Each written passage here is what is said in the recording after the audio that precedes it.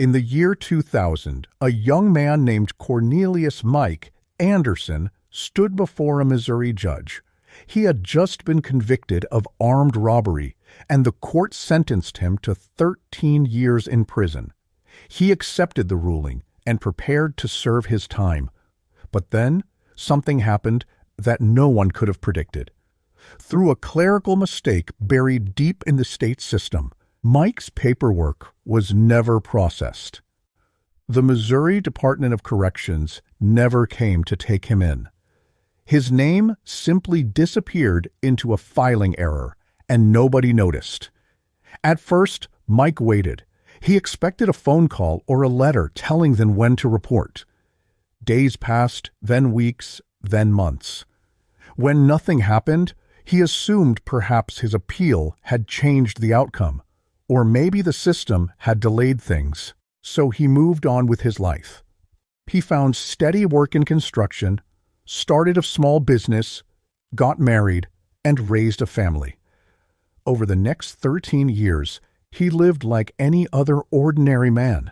He went to church, mentored kids in his community, paid taxes, renewed his driver's license, and never hid from anyone.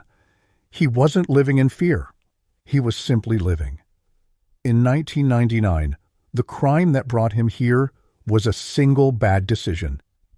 He was 23 years old, struggling for money and desperate to provide for his child.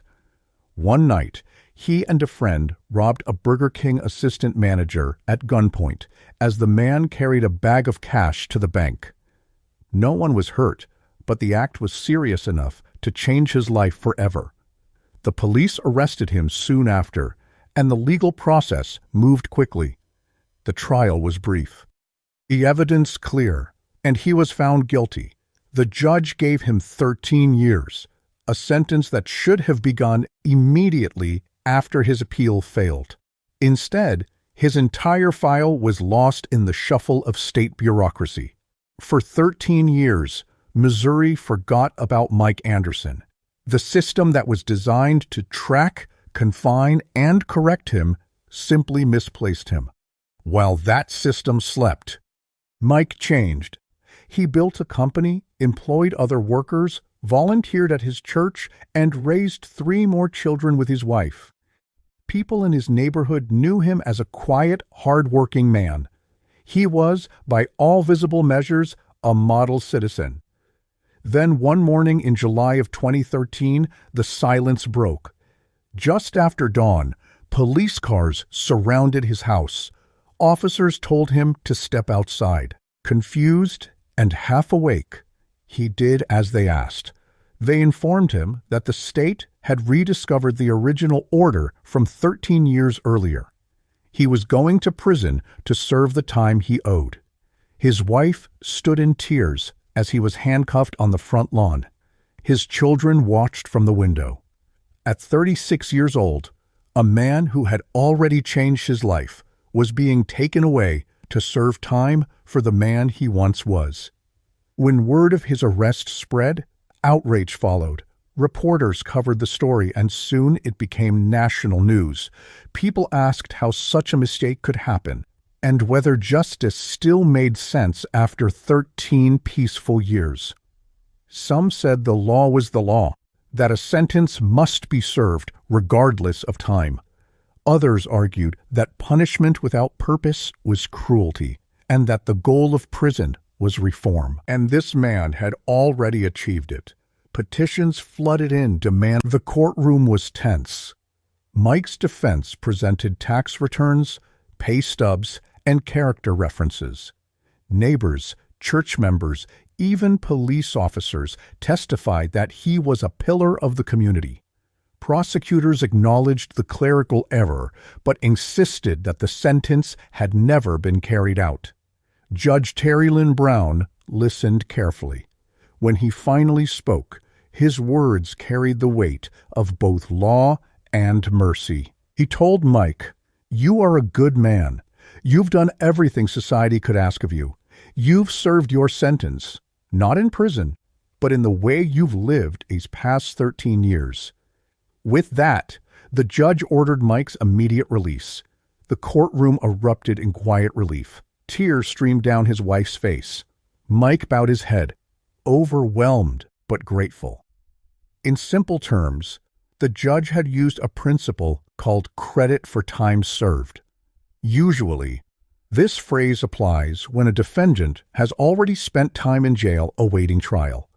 But in this case, it meant something different. The judge recognized that Mike's 13 years of lawful living were proof of rehabilitation. Justice didn't need to confine him. It needed to acknowledge who he had become. It was a rare moment when the law chose understanding over strict procedure. When Mike walked out of prison that day, reporters surrounded him. He didn't blame anyone. He didn't shout or demand compensation. He simply said, "Maybe this was God's way of teaching me patience." He returned home to his family, hugged his children, and promised to spend his freedom helping others. In the months that followed, he began speaking at schools and community centers, telling his story to young people who thought their mistakes defined them. His message was simple: every choice matters, and redemption is possible, no matter how dark your past may be. Mike Anderson's story reached far beyond Missouri. It sparked national conversations about rehabilitation, clerical errors, and the purpose of incarceration itself. Was prison meant to punish or to transform? His life suggested that transformation could happen outside a cell if a person truly committed to change. Legal scholars debated the precedent. Activists used his case to advocate for sentencing reform. But for Mike, it was never about policy. It was about family, faith, and gratitude. He often said the real miracle wasn't the error. It was the life he built during it. His story forces us to ask difficult questions. What is justice? Is it the completion of a sentence or the completion of a transformation?